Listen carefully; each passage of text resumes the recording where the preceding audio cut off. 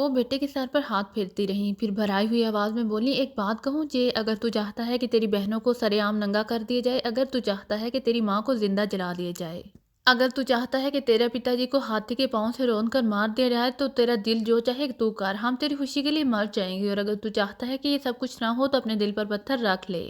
रत्ना तेरे लिए नहीं है, वो हमारे पास विक्रम खन्ना की अमानत है। विक्रम खन्ना ही ने इसे हमारे पास भिजवाया था और हम इसे विक्रम खन्ना जी को वापस कर रहे हैं। हमारी क्या मजाल है कि हम इनकी किसी दी हुई चीज़ पर कब्जा जमा सकें।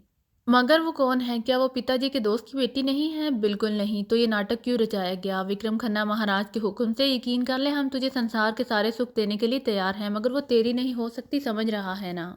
समझ रहा हूँ माँ, पर नहीं जे, इस घर की तबाही मत ला, सब मारे जाएंगे। जे चंद खामोशी से उठकर बाहर निकल गया। बहरहाल वक्त जारी रहा। उधर रत्ना अजीब कैफियत का शिकार थी।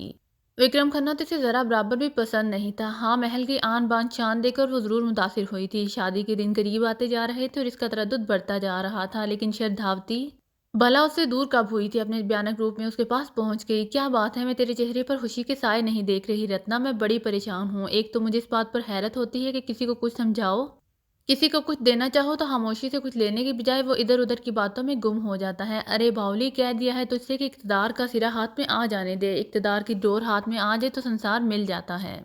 क्या तू ये नहीं कहना चाहती कि विक्रम खन्ना पक्की उम्र का एक मर्द है और तेरे मन में इसके लिए कोई जगह नहीं है? दीवानी सबसे पहले मन के लिए एक सड़क बना जिस पर आसानी से दौड़ सके, और फिर मन की मनोकामना पूरी करने के लिए तेरे पास रास्ते ही रास्ते होंगे। कौन रोकेगा तुझे? और जहां तक रही बात मर्द की, तो मर्द को रिझाना औरत के लिए कोई मुश्किल काम नहीं है। तेरी एक मीठी नज़र से विक्रम खन्ना गहरी नींद सो जाएगा, नशे में डूब जाएगा, और नींद में डूबा हुआ इंसान कुछ भी नहीं होता। तेरे सामने प्रेम के रास्ते खुले होंगे। चिंता क्यों करती है? अब मैं तुझे इससे ज़्यादा कुछ नहीं समझाऊंगी।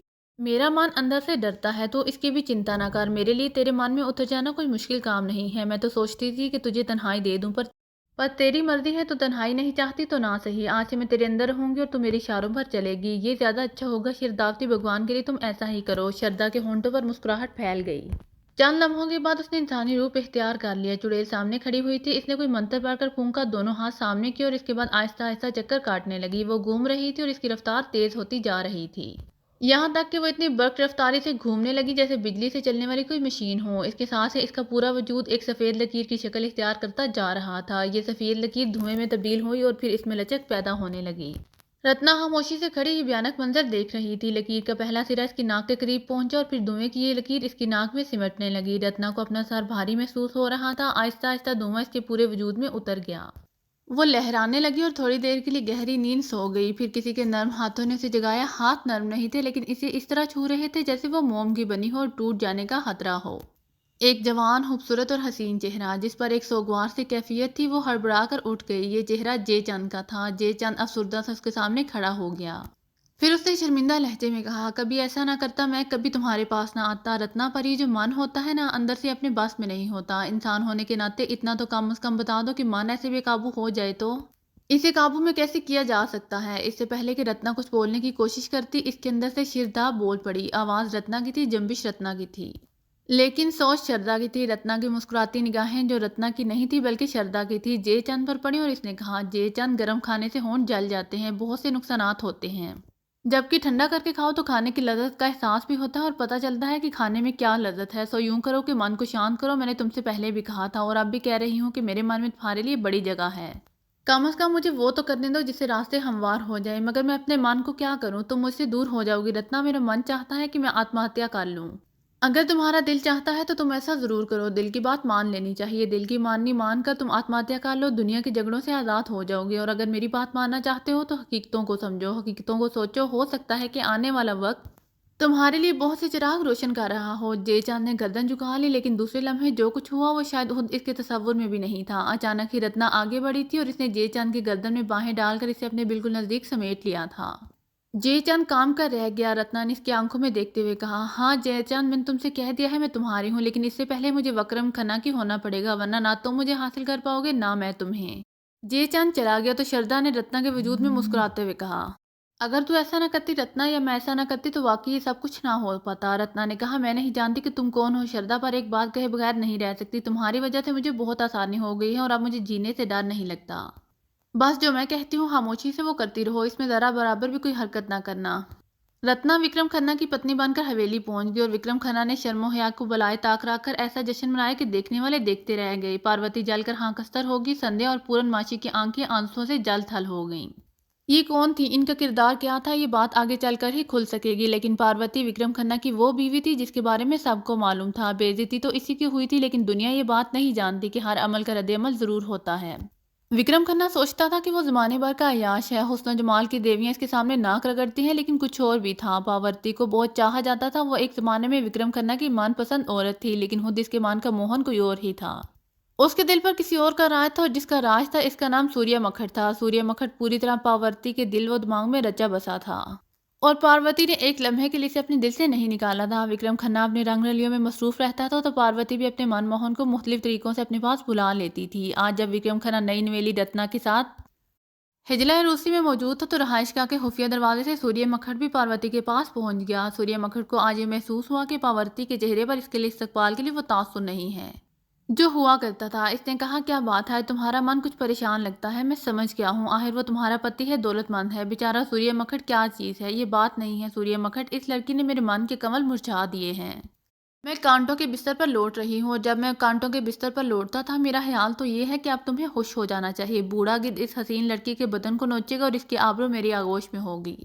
आह, तुम नहीं समझे, सारा इक़्तिदार छिन जाएगा मुझसे, मेरी कोई हैसियत नहीं रहेगी यहाँ। ये बात तुम्हें नहीं मालूम, लेकिन मैं जानती हूँ कि इससे पहले भी विक्रम खन्ना अपनी 2 बीवियों को यहाँ से निकाल चुका है। ये तो और भी अच्छा हो जाएगा पारो, मेरा छोटा सा घर तुमसे आबाद हो जाएगा। ये तो मेरी सबसे बड़ी आरज़ू है कि वो तुम्हें घर से निकाल दे। तब तुम औरत को जानते ही नहीं। मैं चाहती हूँ कि विक्रम खन्ना को सिर्फ और सिर्फ मेरे चरणों में होना चाहिए। ऐसा तो पहले भी नहीं हुआ। आखिर संध्या और पूरनमासी भी तो इसी हवेली में रही हैं। हाँ, लेकिन उन्हें वो मुकाम हासिल नहीं हुआ जो मुझे हासिल है। लेकिन ये लड़का अपनी सुंदरता की वजह से विक्रम खन्ना को इस कदर मुतासर करने में कामयाब हो गई है कि इसने फेरे कर लिए हैं, और अब महल पर इसका राज होगा।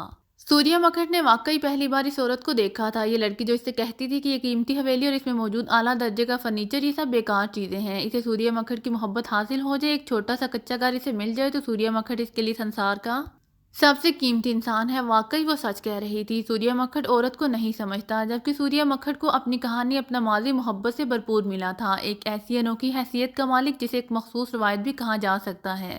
वो एक गरीब आदमी का बेटा था, और पार्वती एक दौलतमंद जागीरदार की बेटी। दोनों के रास्ते में दौलत हायल थी। फिर पार्वती विक्रम खन्ना की निगाहों में आ गई, और विक्रम खन्ना ने इसे भी अपनी धर्मपत्नी बना लिया। इसमें कोई शक नहीं कि पार्वती का हुस्न भी बेमिसाल था।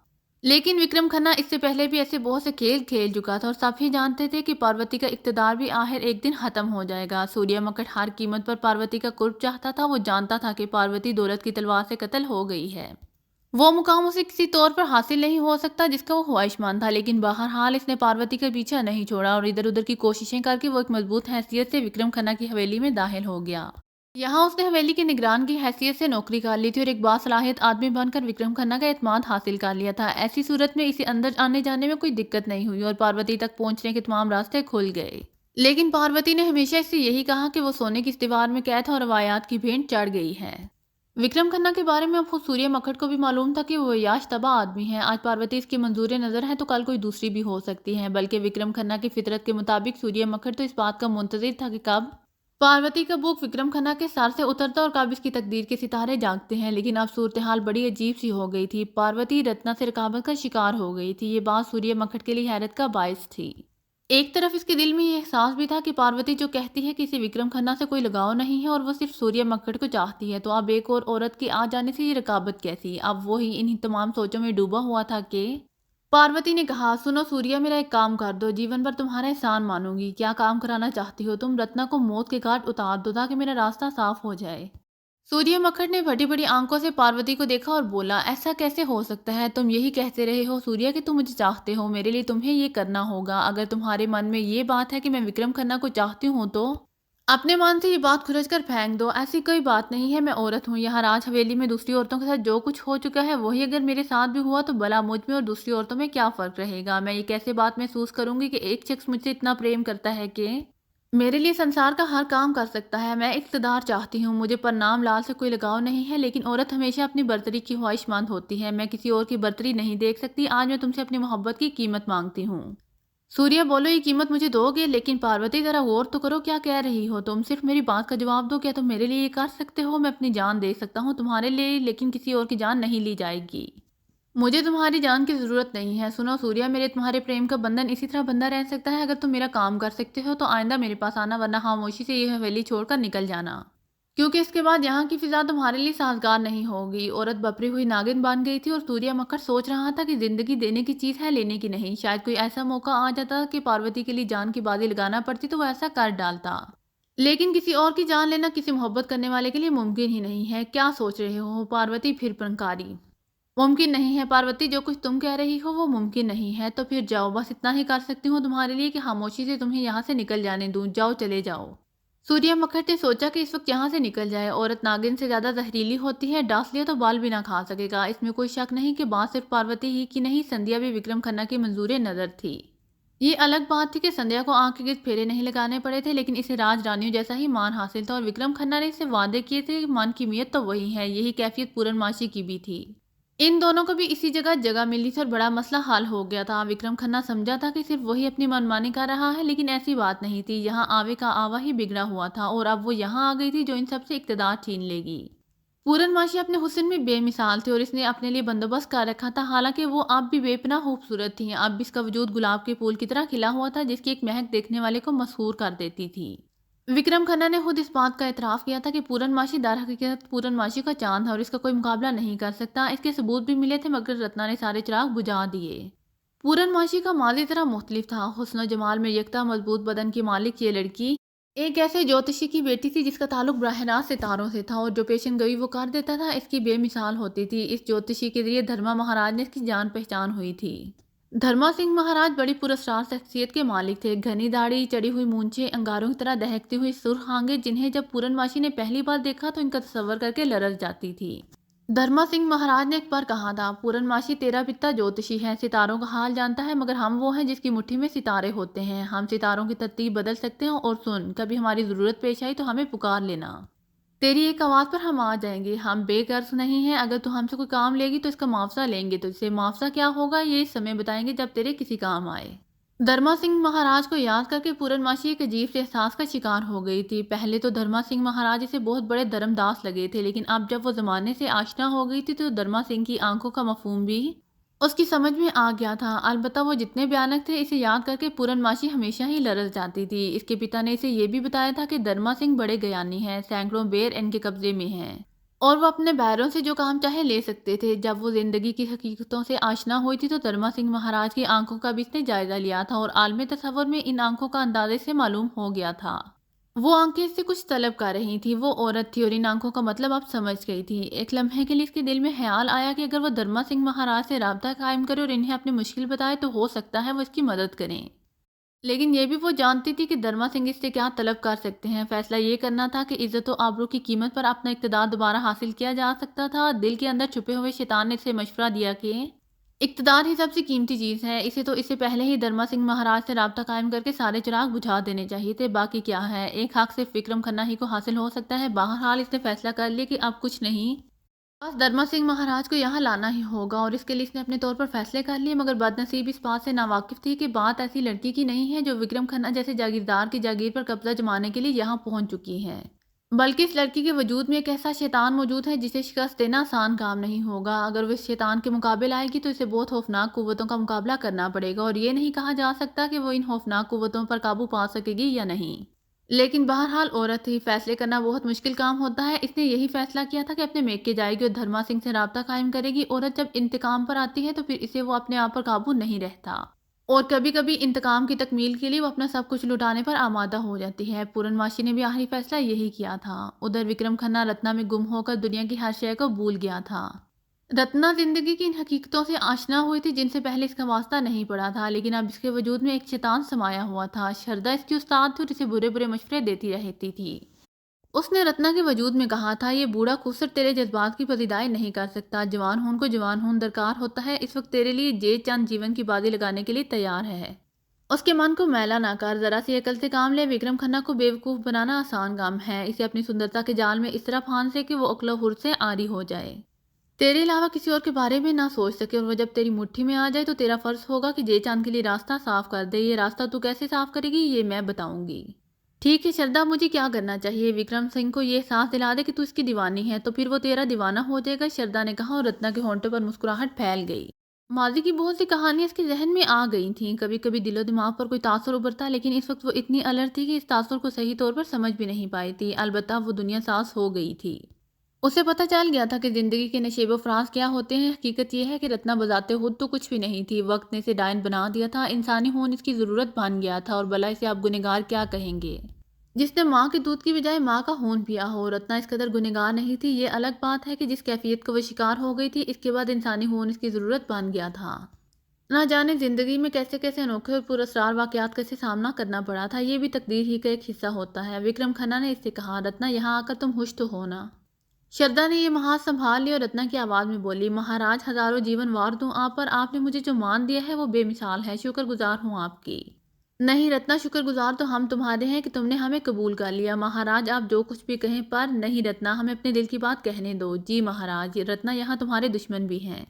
हम तुमसे कभी ये नहीं छुपाएंगे कि हमारे जीवन में बहुत सी औरतें आई, वो आज भी यहाँ मौजूद हैं। हमारी धर्मपत्नी पार्वती हैं, इसके अलावा संध्या, पूर्णमासी वगैरह। लेकिन हम सच्चे मन से कह रहे हैं कि तुम्हारा जो मुकाम हमारे दिल में है वो किसी और का नहीं हो सकता। मोहब्बत है महाराज की, यकीन कर लोगी हम पर? क्यों नहीं, हम जीवन भर तुम्हें अपने सर का ताज बनाए रखेंगे। पैर की जूती हूँ महाराज की।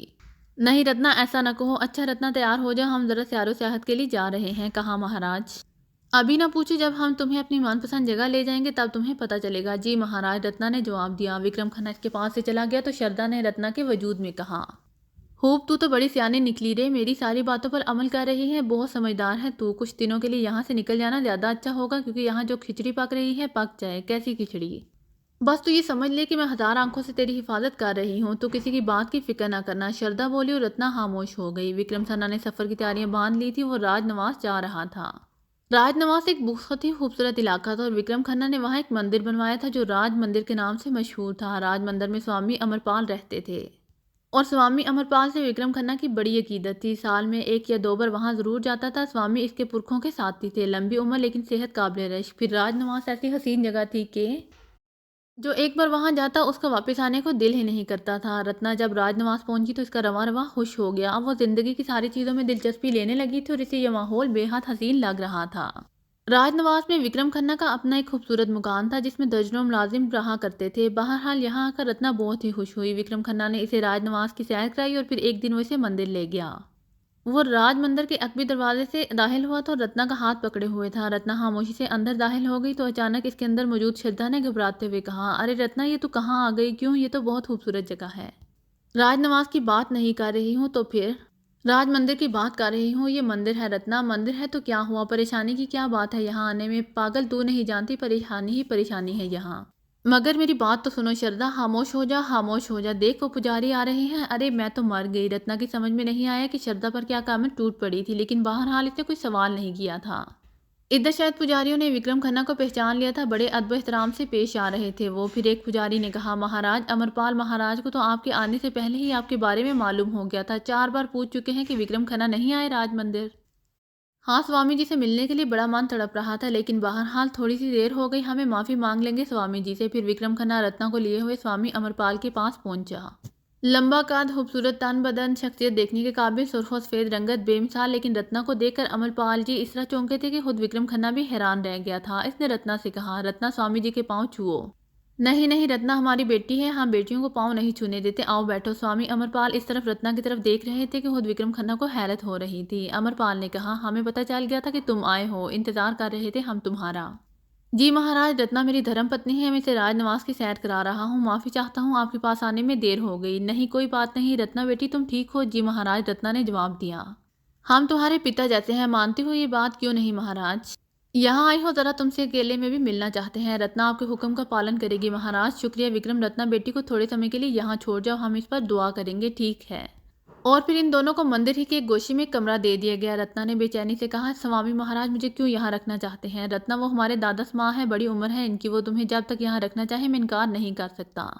इसमें दोनों का ही फायदा है, तुम चिंता मत करो। यहाँ तुम्हें कोई टेढ़ी आंख से नहीं देख सकेगा। अव्वल तो स्वामी महाराज मौजूद हैं, दूसरे मैं जो हूँ राजनिवास, यूँ समझो अपना ही इलाका है, तुम्हें फिक्र करने की कोई ज़रूरत नहीं है। ठीक है, जैसा आप कहें महाराज, रत्ना ने मध्यम लहजे में कहा। बहरहाल वो दोनों यहाँ रुक गए। फिर स्वामी महाराज अमरपाल वहाँ पहुंचे और उन्होंने कहा, नहीं विक्रम खन्ना, रत्ना बेटी को यहाँ तनहा छोड़ दो। ठीक है महाराज, मैं चलता हूँ, मैंने रत्ना को समझा दिया है। असल में छोटी उम्र की है, कभी अकेली नहीं रही, इसलिए तुम इत्मीनान रखो, इससे यहाँ कोई तकलीफ नहीं होगी। फिर विक्रम खन्ना चला गया। स्वामी अमरपाल भी चले गए तो रत्ना के अंदर छुपी हुई श्रद्धा की कपकपाती हुई आवाज़ सुनाई दी। रत्ना, बहुत बुरा हुआ है। क्या हुआ है आखिर? मैं अभी धोखे में मारी गई, मुझे नहीं पता था कि विक्रम खन्ना मंदिर आ रहा है, तो मुझे ये समझा दो कि इसमें हर्ज क्या है। रत्ना बोली। पागल है तू, तुझे क्या समझाऊं, अकल ही नहीं है तुझ में। हाय राम, मैं तो फंस गई, श्रद्धा ने कहा। फिर बोली, देख, जब वो स्वामी अमरपाल तेरे सामने आए तो मैं तेरे शरीर से निकलकर कहीं और छुप जाऊंगी, मैं इसका सामना नहीं कर सकती। तूने नहीं देखा कि वो किस तरह चौंक कर मुझे देख रहा था? हाँ ये तो था, मगर वो तुम्हें कहाँ से देख रहा था? वो तो मुझे देख रहा था। पागल है तू, वो तुझे नहीं मुझे देख रहा था, मैं जो तेरे अंदर छुपी हुई थी। तुम्हारी बातें मेरी समझ में नहीं आती। ओहो देखो, शायद स्वामी जी आ रहे हैं, मैं जा रही हूँ। फिर रत्ना का वजूद हल्का हो गया और ये इस बात की निशानदही करता था कि श्रद्धा उसके वजूद से निकल गई है। अब तो रत्ना इसकी पूरी पूरी आदी हो गई थी। स्वामी अमरपाल अंदर दाखिल हो गए थे। इनके होंठों पर मुस्कुराहट थी। अपने बुलंदो बाला कदो कामत के साथ वो बहुत सुंदर लग रहे थे। उन्होंने आगे बढ़कर रत्ना के सर पर हाथ रखा और बोले, बेटी है तू मेरी, कभी मेरे बारे में मन में मैल मत लाना। औलाद की नज़र से देखता हूँ मैं तुझे। ये बात मैं खास तौर पर इसलिए कह रहा हूँ कि कभी कभी मंदिरों के पुजारी मंदिरों ही को बदनाम कर देते हैं। मेरा मंदिर ऐसा नहीं है, राज मंदिर में भगवान की पूजा होती है बस। आप वाकई मेरे पिता समान है महाराज। बेटा तू ठीक तो है ना? जी महाराज, कुछ बातें करना चाहता हूँ तुझसे। जरूर करें महाराज, रत्ना ने जवाब दिया। अमरपाल इसे कुछ फासले पर बैठ गए। उन्होंने रत्ना को अपने सामने बिठा लिया। कुछ लम्हों के बाद वो बोले, बिटिया मैं तेरे सामने कोई धर्म माता बनने की कोशिश नहीं कर रहा, ना ही मैं तुझ पर कोई असर डालना चाहता हूँ। असल में बात सिर्फ इतनी सी है कि विक्रम खन्ना के दादा परदादा से मेरी दोस्ती थी। विक्रम खन्ना के दादा ने एक बार मुझसे दरख्वास्त की थी कि मैं किसी खानदान का तहफ़्फ़ुज़ करता रहूं। बहुत अच्छे इंसान थे वो, मैंने इनसे वादा कर लिया। विक्रम खुद भी बहुत अच्छा आदमी है, लेकिन भटक गया है। कोई ना कोई बुराई इंसान में होती है। हुस्न प्रस्त और हसीन लड़कियों को बहुत पसंद करता है। इनके हसूल के लिए वो जुल्म की हद में भी दाखिल हो जाता है। लेकिन इन सारी बातों के बाद ये भी सच है कि मेरी बड़ी इज्जत करता है वो। ये बात मैं इसलिए नहीं बल्कि तेरे लिए कह रहा हूँ, क्योंकि आप तो विक्रम खन्ना की धर्मपत्नी भी है और मुझ पर यह फ़र्ज़ आयद होता है तेरे लिए भी अच्छे ही अंदाज में सोचूं। जी महाराज, आपकी मेहरबानी है। मैं तुझ पर असर नहीं डालना चाहता। तू बजाते खुद बहुत अच्छी लड़की है। ये अलग बात है कि कुछ ज़ालिमों ने तेरे माता पिता को तुझसे छीन लिया और उसके बाद एक हादसे के तहत तेरे अंदर जो गंदगी बुराई पैदा हुई वो तेरी मजबूरी थी। ना समझी की उम्र से जो आदत पड़ गई थी तुझे, तू इस आदत को ख़त्म नहीं कर सकती थी। फिर खौफनाक ताकतें तेरे पीछे लग गई और उन्होंने तुझे अपने जाल में फांस लिया। तूने जो कुछ किया नादानस्तगी में किया, क्योंकि तू बहुत सी हकीकतों से वाकिफ नहीं थी। लेकिन अब तो जिस जाल में फंसी हुई है वो बहुत ही बुरा जाल है। मैं इस वजूद की बात कर रहा हूँ जो तुझ पर मुसल्लित हो गया है और उसने तुझे अपने शिकंजे में जकड़ लिया है। वो अपने आप को श्रद्धा कहती है, लेकिन दर हकीकत वो एक खूनी नागिन है। वो एक गंदी दोबन की आत्मा है। मैं तुझे इसका माजी नहीं बताऊंगा क्योंकि हम पर भी कुछ पाबंदियां आयद होती हैं, पर मैं तुझे इसके बारे में बताना चाहता हूँ कि वो तेरे अंदर बहुत खुश है, क्योंकि तेरे वजूद में से गंदा खून पीने वाले चुड़ैल मिलते हैं। लेकिन अब जो बातें मैं तुम्हें सबसे अहम बताना चाहता हूँ वो ये है कि वो सारी ज़िंदगी किसी को तेरा नहीं होने देगी। तो हमेशा इसकी गुलाम रहेगी।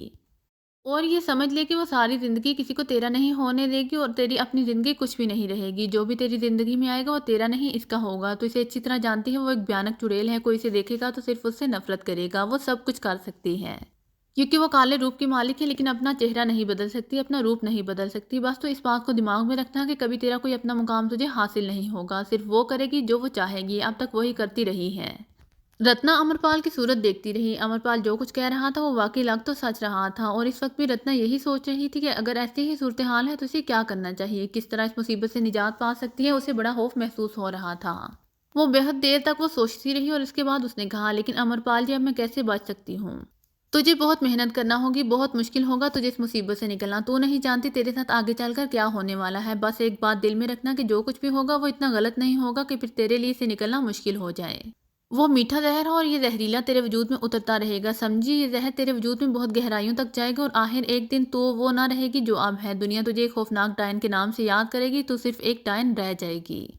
अमरपाल के अल्फाज ने रत्ना को ललचा दिया था। जो कुछ अमरपाल कह रहा था वो इतना भयानक था कि वो सोचकर ही रत्ना को दहशत का एहसास होता था। इसने दोनों हाथ जोड़ते हुए कहा, लेकिन महाराज मैं क्या करूं, क्या करना चाहिए मुझे? निकलना चाहती हो इस मुश्किल से? हाँ महाराज। तो सुन, अभी विक्रम खन्ना से कहना कि तू यहाँ से नहीं जाना चाहती। तू यहाँ रहकर विक्रम खन्ना की जिंदगी, इसकी सेहत और खुशहाली के लिए एक जाप करना चाहती है और इसके लिए तुझे 7 दिन यहाँ रहना होगा। मगर महाराज, इन 7 दिनों में मुझे क्या करना होगा? जाप करना होगा। तुझे एक मंत्र पड़ेगी। तू बात गलत नहीं होगी। अगर विक्रम खन्ना खुद भी यहाँ रहना चाहे तो रह सकता है। चाप ही बताऊंगा मैं तुझे और जब तू ये चाप पढ़ लेगी और अपने मन को शांत कर लेगी तो वो दोबारा तेरे पास नहीं आ सकेगी, बल्कि अगर भगवान ने चाहा तो वो जलकर राख हो जाएगी। वो सिर्फ एक गंदी आत्मा है। इसके पास काली शक्ति है। काली ताकत इस वक्त खत्म कर देनी चाहिए जब उसे पता भी ना हो। अगर वो तेरी तरफ से होशियार हो गई तो समझ ले, फिर वो कुछ नहीं कर सकेगी। ठीक है महाराज, मैं विक्रम महाराज से बात करूंगी। फिर अमलपाल चला गया और रत्ना परेशानी में डूब गई। ये तो बड़ी खतरनाक बात है, अगर ऐसा हुआ तो फिर मैं क्या करूंगी। विक्रम खन्ना से वो पूरी बात भी नहीं कर सकती थी। वो किसी काम से मंदिर के सख्बी हिस्से से निकलकर बाहर आई थी कि एक मक्खी आकर इसकी नाक पर बैठ गई। इस वक्त रत्ना को माजी याद आ रहा था। इससे पहले भी वो एक बार मंदिर गई थी और इसे वहां अजीबोगरीब वाकयात पेश आए थे। वो सोचती रही, लेकिन फिर अचानक ही इसे एक बारीक सी बुनबुनाहट सुनाई दी। रत्ना, सीध में चली जा, वो जो सामने गली नजर आ रही है ना, इस गली के दूसरे सिरे पर एक टूटे मकान का दरवाजा है। वो एक पुराना खंडर है। जल्दी जल्दी तेज से चलकर इस खंडर में पहुंच जा। मैं वहीं तेरा इंतजार कर रही हूँ। बहुत जरूरी बातें करनी है तुझसे, जल्दी कर, वरना थोड़ी देर के बाद विक्रम खन्ना वहां तक पहुंचने वाला है। रत्ना एकदम चौंक पड़ी। ये आवाज मक्खी जैसी बुनबुनाहट की शक्ल में ही थी। चुनाचे वो समझ गई कि ये कौन हो सकता है, श्रद्धा के अलावा और कौन था। रत्ना को थोड़ी देर पहले अमरपाल की बातें याद आ गईं। वो अजीब सी उलझन का शिकार हो गई थी। बहरहाल गली का रास्ता तय करते हुए वो सोच रही थी कि माता जी ने इसे अपना खून पिलाकर इसकी ज़िंदगी बचाने की जो कोशिश की थी, वो इसके लिए सारी ज़िंदगी का अज़ाब बन गई। अब अगर खून नहीं पीती तो जीना मुश्किल हो जाता है, और खून पीती है तो ऐसी बलाओं का शिकार होना पड़ेगा।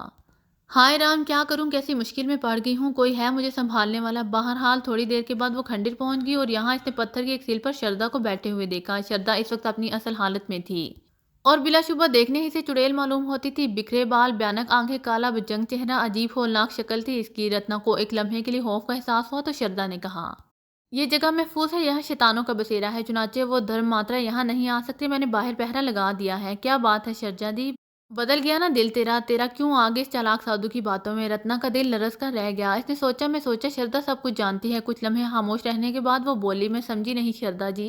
रत्ना, ये इंसान जिंदा होकर इतने बेईमान क्यों होते हैं, मौत के बाद तो ये बेईमानी किसी के काम नहीं आती। श्रद्धा जी, नहीं, मेरे मन में तेरे लिए प्रेम है। रत्ना, तू क्या समझती है, तेरी जगह मैं किसी को भी अपने चरणों में लाकर डाल सकती हूँ। बड़ी शक्ति है मेरी, बहुत बड़ी शक्ति है, लेकिन ना जाने क्यों तुझसे मन मिल गया और मैंने सोचा कि तुझे जीवन के सारे सुख दे दूं जो किसी को नहीं मिलते। तू सोच एक बार फिर अपना माजी दोहरा। माता पिता मर गए थे तेरे, कहाँ कहाँ मारी मारी फिरी। हर शख्स तेरी सुंदरता को हवस की निगाहों से देखता था। एक वैश्या बन जाती तो एक कोठे पर जा बैठती, बस लोग आते, दो कौड़ी देकर तेरा बदन नोचते। क्या औकात रह जाती तेरी। जब तक तेरी सुंदरता बाकी रहती तेरा पेट भरता रहता, और इसके बाद किसी सड़क के फुटपाथ पर पड़ी हाथ फैलाकर किसी से भीख मांग रही होती। इसके अलावा तेरा और कोई मुकाम ना होता। पर यह प्रेम ही था मेरे मन में तेरे लिए कि मैंने तुझे जर्रे से आफताब बनाया। आज तो इन दूर दूर के इलाकों के सबसे बड़े जागीरदार की धर्म पत्नी है और वो तेरे पाँव के तलवे चाटता है। क्या ये तेरा अपना काम है? नहीं श्रद्धा जी, फिर किसका है? आपका। मानती है इस बात को? क्यों नहीं, तो फिर अमरपाल की बातों को इतनी संजीदगी से क्यों सोच रही है? आपको मालूम है इसकी कही हुई बातें? क्या समझती है तू मुझे? वो खुद भी मेरी शक्ति से खौफजदा है, छुप सकती थी। मैं वो नहीं जानता कि मक्खी बनकर मैं अपनी ही जून बदल लेती हूँ और वो सब कुछ मुझे मालूम हो जाता है जो मेरे खिलाफ हो। श्रद्धा ने कहा और रत्ना की आंखें खौफ से बंद हो गईं। उससे ज्यादा खतरनाक बात और क्या हो सकती थी कि इसके दिल में सचमुच बुराई आ गई थी। अमरपाल ने इसे श्रद्धा के बारे में जो कुछ बताया था, इसे जानने के बाद रत्ना को ये एहसास हुआ था कि श्रद्धा से पीछा छुड़ाना मुमकिन नहीं है। वो सोच रही थी कि कहीं ऐसा ना हो कि श्रद्धा की वजह से वो भी मारी जाए, लेकिन अब इसे ये एहसास हुआ था कि श्रद्धा के खिलाफ सोचने का मतलब है कि मौत को अपने करीब कर लिया जाए। रत्ना बचपन की हदूद से गुजर चुकी थी और भरपूर जवान थी। कभी तो सचमुच इसके दिल में विक्रम खन्ना के लिए मोहब्बत सी पैदा हो जाती। विक्रम खन्ना इसकी हलवतों का राजदार था और इसकी जिंदगी का पहला मर्द भी। ये अलग बात कि श्रद्धा की कुर्बत में रत्ना बहुत सी ऐसी बातें सीख गई थी जो आम हालात में शायद इसके दिल में ना आती।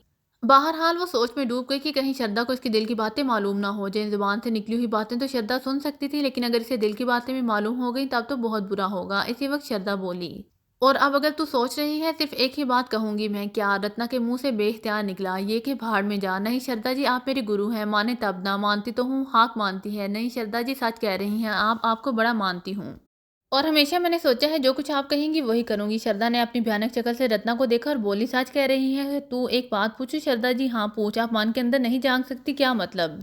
आपको सारी बातें मालूम हो जाती हैं, वो बातें जो जुबान से कही जाए। मान में झांक कर नहीं आप देख सकती। आप फायदा, आपको ये मालूम हो जाए कि मेरे मन में आपके लिए कितना प्रेम है, कितना मानती हूँ मैं आपको। ऐसी बातें तो इजहार से होती हैं, खुलकर काम हो तो पता चले कि कौन कितना मानता है। ठीक है, आप बताइए कि मुझे क्या करना है। अमरपाल जी आपके बारे में जो कुछ जानते हैं या उन्होंने जो कुछ मुझे बताया, इसे अपनी जगह रहने दें। आप ये बताइए कि मैं क्या करूं? जो कुछ मैं कहूंगी वही करेगी तू? हाँ, आजमा कर देख लीजिए। रत्ना ने पूरी समझदारी से कहा। वो जानती थी कि जब तक श्रद्धा मुतमईन नहीं हो जाएगी इसका काम मुश्किल में रहेगा। चुनाचे श्रद्धा बोली, ठीक है, अब मैं तुझे गुरु बनकर हदायत देती हूँ, जा वो कर जो अमरपाल कहता है। रत्ना की आंखें हैरत से फैल गई थीं। अगर आपको मेरी वीडियो पसंद आए तो please like, share and subscribe करना मत भूलिएगा। जज़ाकल्लाह।